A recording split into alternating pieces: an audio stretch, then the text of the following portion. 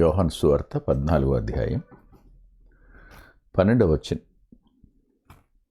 నేను తండ్రి వద్దకు వెళుచున్నాను గనుక నేను చేయు క్రియలు నా యందు విశ్వాసముంచువాడునో చేయను, వాటికంటే మరి గొప్పవి అతడు చేయనని మీతో నిశ్చయముగా చెప్పుచున్నాను. ప్రార్థన చేసుకుందాం. దయగలిగిన మా గొప్ప తండ్రి, కృపగలిగిన మా దేవ, మరోసారి ఈ రీతిగా మా ప్రియుల్ని కలుసుకోవడానికి మీరు నీ దాసునికి ఇచ్చిన సమయం కొరకు రుణస్తుని. నీ వాక్యాన్ని వివరించిన వాక్యాన్ని ప్రభు గ్రహించేటువంటి మనస్సు వినేవారికి మీరే అనుగ్రహించండి. వట్టి వాళ్లను మీరు బలవంతులుగా చేస్తారు, శక్తిహీనులను మీరు సమర్థవంతులుగా చేస్తారు. నేటికి మీ కార్యాలు, ఆశ్చర్యాలు నీ కృపకు సంపూర్ణంగా నన్ను అప్పగించుకుంటూ వింటున్న మా ప్రియుల కొరకు విజ్ఞాపన చేస్తూ బలపరచుమని, కృపను చూపించండి, సహాయపడండి, విడువనని చెప్పిన మీ వాగ్దానాన్ని నెరవేర్చి సమస్త జ్ఞానానికి మించిన మీ కార్యం వింటున్న మా ప్రియుల జీవితాల్లో జరిగించండి. యేసుక్రీస్తు ప్రభు వారి పేరిట ప్రార్థిస్తున్నాం తండ్రి, ఆమేన్. ఈ వచనంలో ప్రభు కలవరంలో ఉన్న శిష్యులతో, బలహీన పడబోతున్న శిష్యులతో ఆయన మాటలు మాట్లాడుతున్నాడు. ఈ వచనం అనేది ప్రభు వారిని బలపరుస్తున్న విధానం కనిపిస్తుంది. ఈ వచనంలో ప్రభు వారిని ప్రోత్సహిస్తున్న విధానం కనబడుతుంది. ఈ వచనం వద్ద ప్రభు వారితో మాట్లాడుతున్న మాట ఎంత అద్భుతమైందో చెప్పడానికి లేదు. ఎందుకు ఈ మాట అంటున్నానంటే, ఆయన వారిని గురించి ఆశాంతం ఎరిగినవాడు. అంత ఎరిగినవాడైన ఆయన వారు మీరు ఈ కార్యాలు చేస్తారు అనడం గొప్ప సంగతి, చిన్న సంగతి ఏం కాదు ఇది. అంటే మీరే ఆలోచించండి. ప్రభు అన్న మాటలను జ్ఞాపకం చేసుకుందాం. ఆయనకు పేతురు అబద్ధం ఆడతాడని తెలుసు కదూ. అలా అబద్ధమాడే పేతురు తనకంటే గొప్ప క్రియలు చేస్తాడని చెప్తున్నాడు. అంతేకాదు, తనను తోమా సందేహిస్తాడని తెలుసు కదూ. అలాంటి తోమా తనకంటే గొప్ప క్రియలు చేస్తాడు అని చెప్తున్నాడు. శిష్యులందరూ తను విడిచిపెట్టి వెళ్ళిపోతారని తెలుసు కదూ. అలా వెళ్ళిపోయే శిష్యులు గొప్ప క్రియలు చేస్తారని చెప్తున్నాడు. అంత మాత్రమే కాదు కానీ, ఒకానొక యవనస్తుడైతే తన పై వస్త్రాన్ని విడిచిపెట్టి నగ్నంగా పారిపోతాడని కూడా తెలుసు ఆయనకి. అయినా సరే చెప్తున్నాడు ఏమని, అబ్బాయి మీరు నాకంటే గొప్ప కార్యాలు చేస్తారు, నాకంటే గొప్ప కార్యాలు చేస్తారు, ఈ కార్యాలు కాదు గొప్ప క్రియలు చేస్తారు అని ఆయన అన్నారు. ఇక్కడనే మనం ఆగి ఆలోచించవలసిన విషయాలు కొన్ని ఉన్నాయి. అదేమిటంటే, వాస్తవానికి ఈ వచనాల వద్ద మీరు నాకంటే గొప్ప క్రియలు చేస్తారు అన్న పదం దగ్గర క్రియలు అనేవి వర్క్స్ అనే పదాలు. నాకంటే గొప్ప పనులు మీరు చేస్తారు అని అంటే దాని అర్థం ఏంటంటే, రాను రాను ఈ పదం ఎలా వచ్చేసింది అంటే, గొప్ప అద్భుతాలు చేస్తారు, గొప్ప సూచక్రియలు చేస్తారు, గొప్ప మహత్కార్యాలు చేస్తారు అనే భావంలోనికి తీసుకుని వెళ్ళిపోయారు. ఇక్కడ చెప్తున్న మాట అది కాదు. ఆయన అందుకోసం ఈ మాట చెప్పలేదు. ఇలా అంటాను, మరి ఆయన కంటే గొప్ప కార్యాలు, ఈ అద్భుత కార్యాలు, మనం క్రియలు గదివి అవి కార్యాలు అనుకుందాం. అవి బహుశా అద్భుత కార్యాలే అయి ఉంటే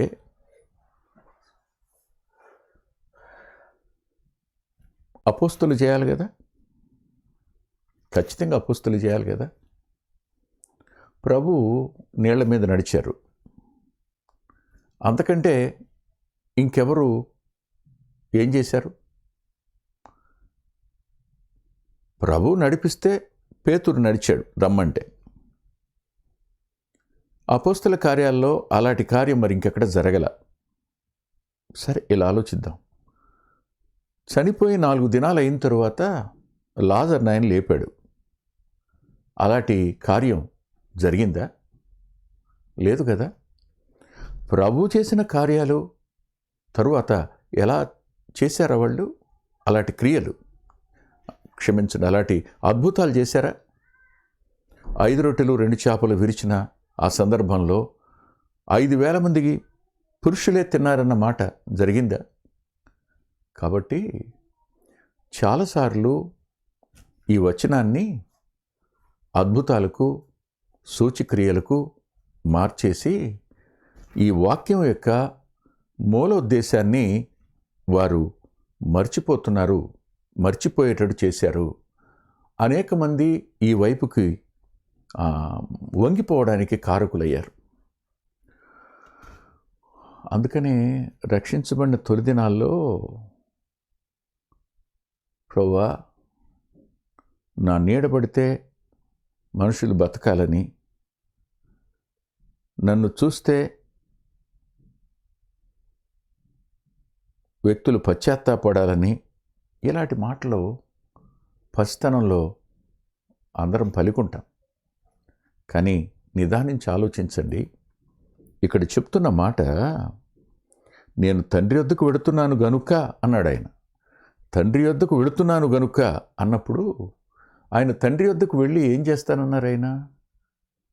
నేను చూడండి, తర్వాత చెప్తున్నారు ఆయన ఈ మాట. 16వ అధ్యాయంలో చెప్తున్నారు ఆ మాట. ఆయన అంటున్న మాట ఏమిటంటే 11వ వచనం, నేను తండ్రి వద్దకు వెళ్ళటం వలన మీరు నన్ను చూడరు అన్నవాడు, నేను వెళ్ళడం మీకు ప్రయోజనకరం. నేను వెళ్ళిన ఎడల తండ్రి వద్ద నుంచి ఆదరణకర్తను మీకు పంపుతాను అన్నారు ఆయన. ఆలోచిద్దాం. ఆయన తానే వెళ్ళి ఆదరణకర్తను పంపుతాను అని చెప్పారు. మనం ఏ కార్యం చేసినా, ఏ క్రియ జరిగించినా అవి కేవలం తండ్రి వలన పంపబడిన ఆత్మ ద్వారా జరగవలసిందే కానీ అది మన శక్తి సామర్థ్యాలకు సంబంధించింది అనుకోవడం మహిమను దొంగిలించడమే అవుతుంది. ఇది కూడా మర్చిపోకూడదు. ఇలాంటి అద్భుతాలు, సూచనల వల్ల మహిమను దొంగిలిస్తున్న అనేక మంది నేడు కనిపిస్తున్నారు. ఇది ఎంతైనా ప్రమాదకరం. ఈ ప్రమాదకరమైన పరిస్థితుల్లోనికి చాలామందిని నెట్టేయడం జరిగింది. ఆయన 14వ అధ్యాయం 16వ వచనంలో ఈ మాట చెప్పారు, నేను తండ్రిని వేడుకొద్దును, మీ యొద్ద ఎల్లప్పుడూ ఉండుటకై ఆయన వేరొక ఆదరణకర్త నాకు సత్యస్వరూపి ఆత్మని మీకు అనుగ్రహించును అని. ఆయన వెళుతున్నారు, ఆదరణకర్తను పంపారు. ఆ మీదట ఆదరణకర్తను పంపడం మాత్రమే కాదు కానీ హెబ్రీ పత్రిక ప్రకారం ఆయన మన కొరకు విజ్ఞాపన చేస్తున్నారు. మన కొరకు విజ్ఞాపన చేస్తున్నవాడిగా కూడా ఉన్నారు. ఇలా అందాం. జేసీ రైల్ ఒక మాట అన్నాడు. ఏమన్నాడంటే, యెహోషువ యుద్ధం గెలిచాడు, కానీ కొండ మీద ప్రార్థిస్తున్న మోషే ఉన్నాడు అన్నాడు. ఈ గెలుపుకు కారణం యెహోషువ ఖడ్గం అనుకోకండి, మోషే యొక్క ప్రార్థన అన్నాడు ఆయన. వాస్తవమే కదా. భూమి మీద నీ ద్వారా ఏవైనా కార్యాలు జరిగి ఉంటే అవన్నీ కేవలం పరిశుద్ధాత్మ దేవుని ద్వారా ప్రభువు నీ పక్షంగా మొరపెట్టడం వల్ల జరిగాయి. ఆయన అనుగ్రహించినటువంటి ఆత్మ యొక్క వరం వల్ల జరిగి ఉంటాయి, అంతవరకే. కానీ ఇక్కడ చెప్తున్న మాట అది కాదు. ఆ విషయం కాదు ఆయన మాట్లాడుతుంది. ఆయన చెప్తున్న ప్రత్యేకమైన మాట ఏమిటంటే, నేను చేయు క్రియలు నా యందు విశ్వాసముంచువాడును చేస్తాడు అంటూ వాటికంటే మరి గొప్పవి అతను చేయును అన్నాడే. వాటికంటే మరి గొప్పవి అతడు చేస్తాడు అన్న పదం. ఇంతకు ఆయన మాట్లాడుతున్న ఈ మాటల వెనక ఏ క్రియలు ఆయన చేశారు, ఆయన చేసినటువంటి క్రియలు ఏమిటి, వాటిని చూడడానికి ముందుగా మనం మరోసారి చిన్న ప్రార్థన చేసుకుందాం. దయగలిగిన తండ్రి, మా సమయాన్ని దీవెనకరంగా మార్చండి. నీ కృపకు అప్పగించుకుంటూ యేసుక్రీస్తు ప్రభు వారి పేరిట ప్రార్థిస్తున్నాం తండ్రి, ఆమేన్. చూడండి దయచేసి యోహాను సువార్త 13వ అధ్యాయం 1వ వచనం. ఇందులో ఆయన మాట్లాడుతున్న మాట ఏమిటంటే, ప్రభు వ్రాయించిన మాట, లోకములో ఉన్న తన వారిని ప్రేమించి వారిని అంతం వరకు ప్రేమించెను. అంతం వరకు ప్రేమించెను. ఇది క్రైస్తవుడు చేయవలసిన క్రియ. ఇది జీవితం ద్వారా వెల్లడి కావలసిన పనిది. అంతం వరకు ప్రేమించను అన్న పదం, అంతం వరకు ప్రేమించను. అనేక సార్లు ఇక్కడే మనం అందరం తప్పిపోతాం. కొంతమందిలో లోపాలు ఉంటే కనపడతాయి. అలాంటప్పుడు మనం వాళ్ళని ప్రేమించలేం. కొంతమందిలో పొరపాట్లు కనిపిస్తాయి, అందుకనే వారిని ప్రేమించలేం. కొంతమంది వల్ల నష్టం జరుగుతుంది, వారిని ప్రేమించలేం. కానీ ప్రభు చెప్తున్న మాట, మీరు ప్రేమించండి, అంతం వరకు ప్రేమించండి, క్రింద సంపూర్ణంగా ప్రేమించండి. అంటే నాలాగా ప్రేమించండి. నేను ఎలా ప్రేమించానో మీరు ఎలా ప్రేమించండి. ఇది కాదు ఆయన అన్న మాట. ఆయన అంతం వరకు ప్రేమించను అన్న మాట వద్ద దుఃఖం కలిగించే ఒక సత్యాన్ని నేను మీ ముందుకు తీసుకొని రావాలి. యోధ అప్పగిస్తాడని తెలుసు కదూ.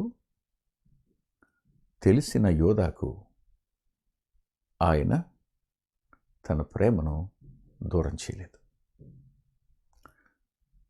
పశ్చాత్తాపడే అవకాశాలను అతనికి ఇస్తూనే ఉన్నాడు. అతడు అమ్మేసుకున్నాడు, ఆ డబ్బులు తెచ్చాడు, తన బొడ్లో పెట్టుకున్నాడు. ఇప్పుడు లెక్క చూస్తే 30 వెండి నాణేలు ఎక్స్ట్రా కనపడతాయి. ఇవి ఎక్కడివి అని అడిగితే దొంగ బయటపడిపోతాడు. కానీ ఆయన అన్నీ తెలిసి ఉండి కూడా ఆయన అతను ప్రేమించాడు. అంతవరకు ప్రేమించాడు.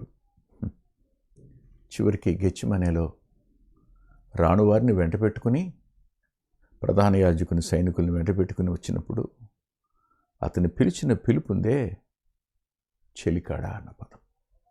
అది అంతం వరకు ప్రేమించిన ఆయన ప్రేమకు రుజువు. ఆయన సంబోధనలో తేడా రాలా, ఆయన ప్రవర్తనలో తేడా రాలా. మనమే అయితే అలాంటి వ్యక్తిని తోసివేద్దాం. మనమే అయి ఉంటే అలాంటి వ్యక్తిని శపింతు. కానీ ఆయన అలా చేయలేదు. ఆయన తన ప్రేమను అంతం వరకు చూపించాడు. అంతం వరకు చూపించాడు. అంతం వరకు ప్రేమ చూపడం అనేది క్రైస్తవుని నుండి ప్రభు కోరుకుంటున్న క్రియ. ఇది అంతం వరకు జరగవలసింది, కొద్ది కాలం కాదు, అంతం వరకు. వాస్తవానికి నేను ఇలా అనుకున్నాను, సాధ్యమేనా అని. ఇది ఎలా సాధ్యమవుతుంది అని ప్రభు అన్నారు, మీకు ఇది సాధ్యమవుతుంది. దేనిని బట్టి సాధ్యమవుతుంది? మీరు ఆత్మకు ఆలయం అవుతారు. మీ బలహీనతలో నా బలాన్ని నేను పరిపూర్ణం చేస్తాను. అప్పుడు మీరు విశ్వాసమునకర్తయు దాన్ని కొనసాగించువాడైనా నా వైపు మీరు చూస్తారు. నా వైపు చూస్తూ ఈ పందెపు రంగంలో మీరు ఓపికతో పరిగెడతారు. ఖచ్చితంగా గెలుస్తారు. ఖచ్చితంగా గెలుస్తారు. పొరపాటు చేయొచ్చు, తొందరపడవచ్చు. కానీ ఒకానొక టైం వచ్చింది. పౌలు గారు తిమోతికి లేఖ రాశాడు. తిమోతి, వెళ్ళు, మార్కుని వెంట పెట్టుకుని రండి. అతడు నా ఉపచర్యకు మేలైనవాడు అన్నాడు. అంటే ఇదే ప్రేమను పౌలు తన జీవితంలో అతడు ఎక్సర్సైజ్ చేశాడు, సాధన చేశాడు. అపోస్తలులందరూ ఈ ప్రేమను తమ జీవితాలలో చూపించారు. ఈ ప్రేమ వారి బ్రతుకుల్లో ప్రత్యక్షం కావడం అనేది దేవుడు నా నుండి కోరుకుంటున్న క్రియ. భార్య తొందరపడి ఒక మాట అంటే ఆ రోజుతో మన ప్రేమ పోయినట్లు లెక్క. భర్త పొరపాటున ఓ మాట జారితే ఇంకా ఆ రోజుతో నీ దోస్తు కటిఫ్ అన్నట్టే ఉంటాం కదూ. అవునుగా, చిన్నపిల్లలు ఆడుకుంటున్నట్టుగానే కష్టం వస్తే, బాధ వస్తే వెంటనే ఇంకంతే, నేను మాట్లాడను, నీ మీద అలిగా, ఇంక నీకు నాకు ఇంకేం ఉండదు, నువ్వు నన్ను పలకరించొద్దు, నేను నిన్ను పిలవను. ఇదేగా.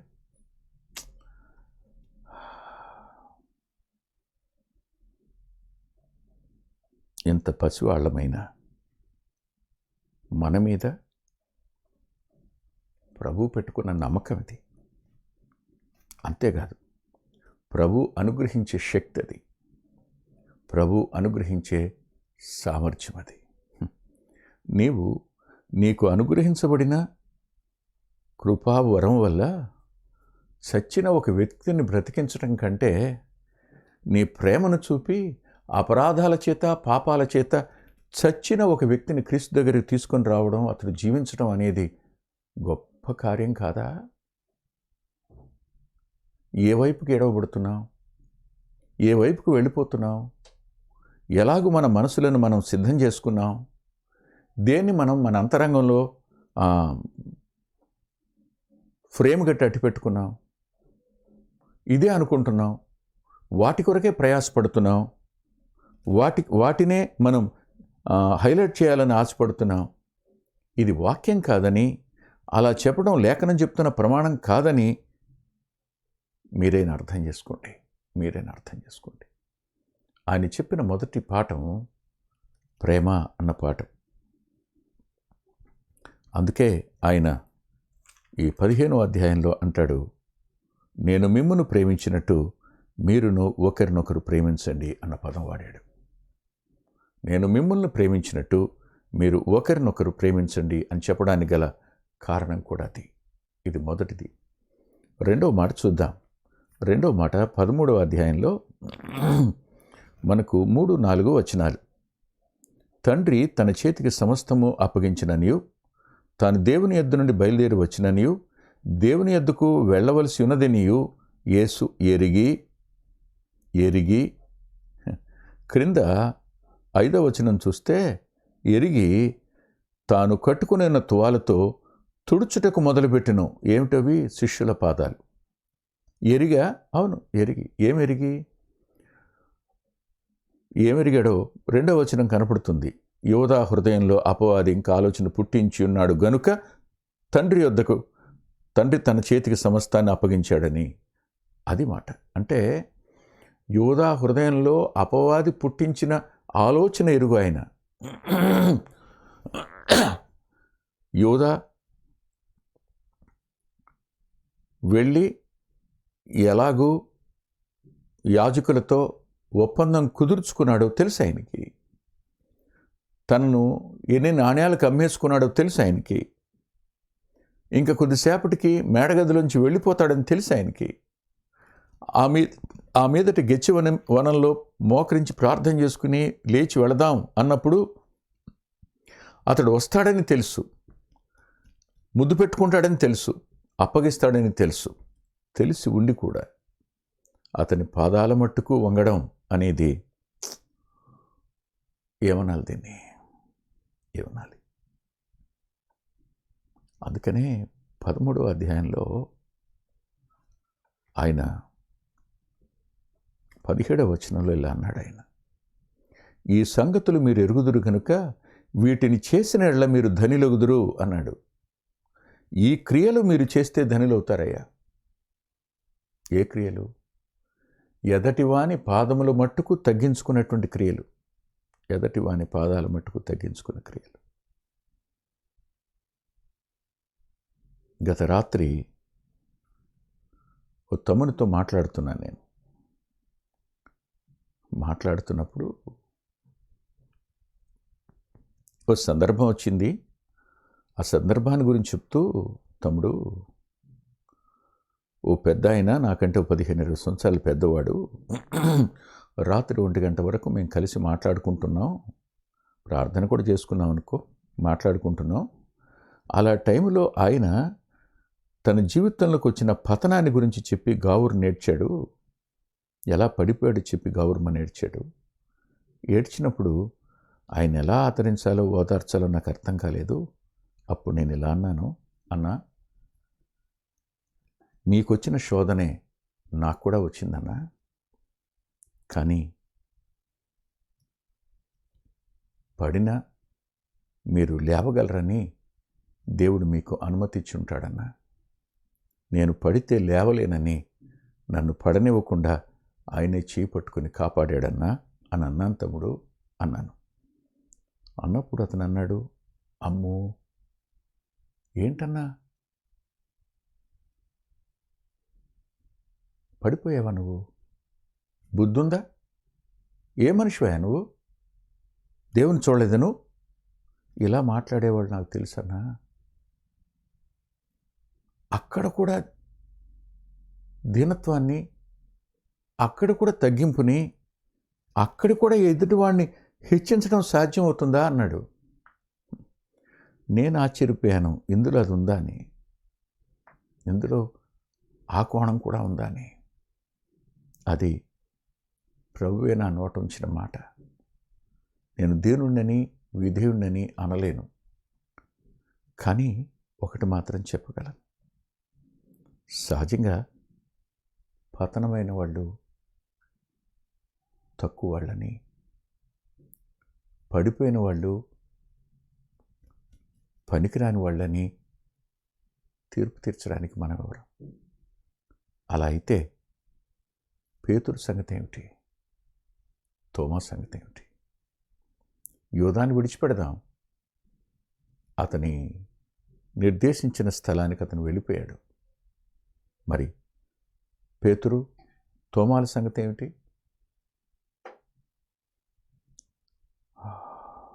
ఇక్కడే ధైర్యం తెచ్చి ఒక మాట మీతో చెప్తాను. అదేమిటంటే, 16th సెంచరీకి చెందిన ఒక దైవ సేవకుడు, అతని పేరు బ్రూక్స్. అతను ఇలా అన్నాడు, పేతురు భయాలకు బానిస కాకపోయి ఉంటే, జాగ్రత్తగా వినండి, పేతురు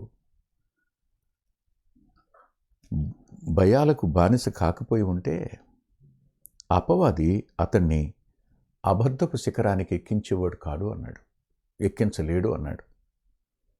అంటే దాని అర్థం ఏమిటంటే, అపవాది కూడా యేసుని నేను ఎరగను అని చెప్పలేడు. దెయ్యాలు కూడా మాట చెప్పలేవు, వాడు అబద్ధికుడై ఉండి కూడా. కానీ అబద్ధం యొక్క శిఖరం మీద సీమోను పేతురుని నిలబెట్టడానికి కారణం ఏమిటంటే, పేతురు భయానికి బానిసయ్యాడు. అతడు ఇలా భయపడతాడని, బానిసవుతాడని తెలిసి ఉండి అతని పాదాలు కూడా ఆయన వంగి కడిగాడు. కడిగిన తరువాత తువాల్తో తుడిచాడు.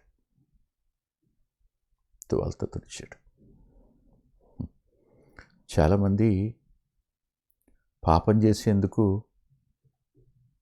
దావీదుని, పేతురుని ఉదాహరణగా, మాదిరిగా తీసుకుంటారు. కానీ పడిన తరువాత వారు పొందిన దుఃఖం, వారి పశ్చాత్తాపం, వారు పడిన కష్టం, వారు ప్రభువుకు సమీపమైన తీరు మాత్రం లేదు కదూ. ఆయన అహంకారులను ఎదిరించి దీనులకు కృప చూపించేవాడు. సరిగ్గా ఆయన తానే శిష్యుల పాదాల వరకు వంగి ఆ కడగడం వెనక, తుడవడం వెనక మనకు కనిపిస్తున్న అత్యున్నతమైన ఒక ప్రమాణం ఏమిటంటే, విశ్వాసి అయిన నువ్వు దీనుడవు కావాలని, తగ్గించుకునేవాడు కావాలని, ఇట్టి కార్యం నేను చేశానో మీరు కూడా చేయాలని ఆయన కోరుకున్నాడు. ఇది ఆయన అంటున్న మాట యొక్క రెండవ తాత్పర్యం అని నేను అనుకున్నాను. మూడవ మాట చూద్దాం. మూడవ మాట చూసినప్పుడు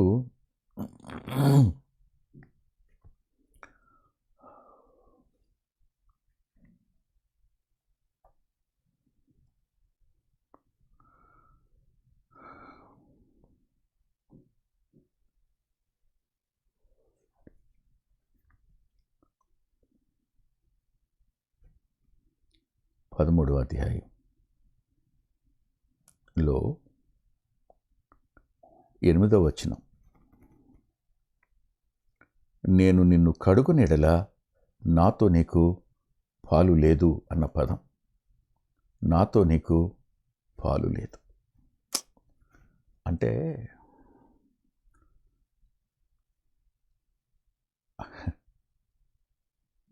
ఎరగనని అబద్ధం ఆడేవానితో వానికి తనలో పాలు పంపులు ఇవ్వాలన్న ఆలోచన,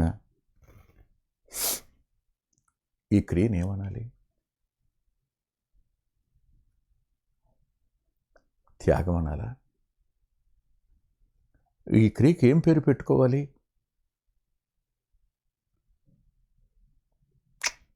దాతృత్వం అనాలా? ఏమో అర్థం కాదు.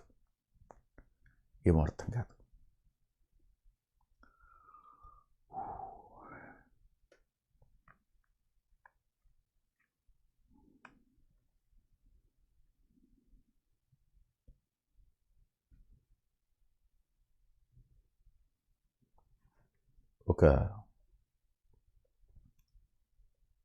తండ్రి తన కొడుకులు తనను మోసం చేశారని తెలిసిన, తనను విడిచిపెట్టేశారని తెలిసిన, తనను తక్కువ చేశారని తెలిసిన ఆయన ఇలా అనుకున్నాడు, వారు నా రక్తం పంచుకుని పుట్టినవాళ్ళు,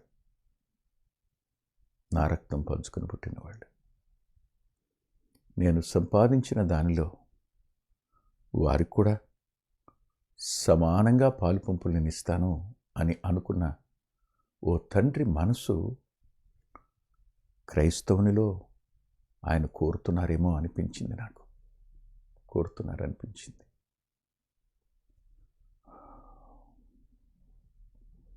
కరోనా వచ్చింది. ఓ తమ్ముడు పాలకొలులో తనను విమర్శించేవారిని, తాను ప్రభు నమ్ముకున్నందుకు తనని తక్కువగా చూసేవారికి ఆ కరోనా టైంలో వెళ్ళి వారందరికీ నెలకు సరిపడా ఇంటికి సరుకులను ఇచ్చి వచ్చాడు.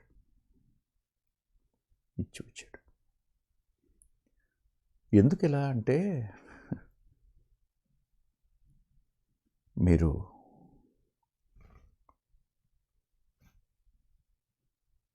దేవుడిచ్చిన దానిలో నుండి నేను ఒక్కడనే తిని వాళ్ళు బాధపడుతూ ఉంటే సంతోషించటం అనేది దేవుని యొక్క మనసు కాదేమో కదా అన్నయ్య, అందుకనే వెళ్ళిచ్చాను అన్నాడు అతను. ప్రభు పేతురుకు, తోమాకు, తను విడిచి వెళ్ళే శిష్యులందరికీ పాలివ్వాలని ఆశపడ్డాడు. అలాగనే వారికి పాలు పంపులు ఇచ్చాడు. ఇప్పుడు ఆలోచిద్దాం. 3 మాటలు చూసాం. 1, ప్రేమించడం, అంతవరకు ప్రేమించడం, సంపూర్ణంగా ప్రేమించడం. 2, ఎదటివాని పాదాల మట్టుకు తగ్గించుకోవడం, దాసుని స్వరూపం ధరించిన ఫిలిప్పీ పత్రిక 2వ అధ్యాయం యొక్క అనుభవాన్ని మన వ్యక్తిగత జీవితంలో సాధన చేయటం. 3వదిగా మనం మనకు దేవుడిచ్చిన వాటిలో నుండి ఎదటివానికి వారికి కూడా పాలు పంపులు మనం పొందేట్టుగా చేయడం, ఇవ్వడం, ఇవి ఆయన శిలువలో బలి అయిన ఆ బలిలో వారికి పాలు పంపులు ఇచ్చారు. ఆయన జయంలో పాలు పంపులు ఇచ్చారు. ఆయన పునరుద్ధానంలో పాలు పంపులు ఇచ్చిన వారయ్యారు. అందుకే అన్నారు, మనం ఆయనలో పాలు పంపులు పొందాం రక్షించబడడం వల్ల. మనం ఆయన యొక్క దేహం, ఆయనలో మనకు పాలు పంపులు ఉన్నాయి. కానీ మన సోదరులు, మనల్ని బాధ పెట్టిన వారు కూడా మనతో పాలివారన్న స్పృహ కలిగి ఉండి, వారికి కూడా మనం అట్టి మనసు కలిగి వారికి పరిచర్య చేయగలిగితే ఆ క్రియ ప్రభు కోరుతున్నాడు అనిపించింది. తలలో వంచి చిన్న ప్రార్థన చేసుకుందాం. దయామయుడైన గొప్ప తండ్రి, పరిశుద్ధుడైన మా దేవ, మరోమారు కృపగలిగిన మీ పాదాల సమీపానికి వస్తున్నాం. మీ సన్నిధి మాకు తోడుగా ఉంచి బలపరిచి, ఈ మాటలు విన్న మా ప్రియుల హృదయాలకు మేలు కలుగునట్లు సాయపడమని నీ దాసుడు వట్టివాడు మహిమని మీకు ఆరోపిస్తూ యేసుక్రీస్తు ప్రభు వారి పేరిట ప్రార్థిస్తున్నాం తండ్రి. ఆమేన్. మరల తిరిగి ప్రభు చిత్తమైతే శుక్రవారం రాత్రి 9:30 కలుసుకుందాం. దేవుడు మిమ్మల్ని దీవించును గాక.